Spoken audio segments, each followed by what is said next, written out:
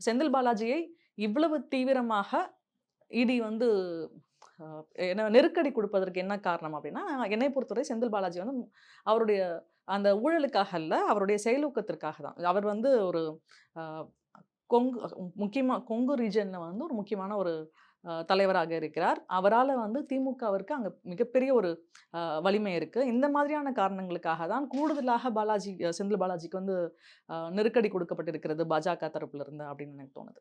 அதே காலகட்டத்தில இப்ப அவரு அவரு அதே சமயத்துல 2014ல வந்து 14 கொஞ்சம் முன்னாடி நெனைக்கிறேன். எடியூரப்பா மேல கடுமையான ஊழல் குற்றச்சாட்டுகள் வந்தது. அவர் மேல நடவடிக்கை இல்ல. கிட்டத்தட்ட கடந்த சில வருடங்கள்ல பார்த்தோம்னா, 25 எதிர்க்கட்சி தலைவர்கள் மேல ஊழல் குற்றச்சாட்டுகள் இருந்து, அவர்கள் 23 பேர் பாஜகவிற்கு வந்த பிறகு, அந்த குற்றச்சாட்டுகள்ல இருந்து விடுவிக்கப்பட்டிருக்கிறார்கள். அல்லது கேஸஸ் வந்து கோல்ட் ஸ்டோரேஜ்ன்னு சொல்லுவாங்கல்ல. எந்த நடவடிக்கையும் எடுக்காம அப்படியே வந்து இது பண்ணியிருக்காங்க. ஸோ இந்த மாரிலாம் நடக்குது.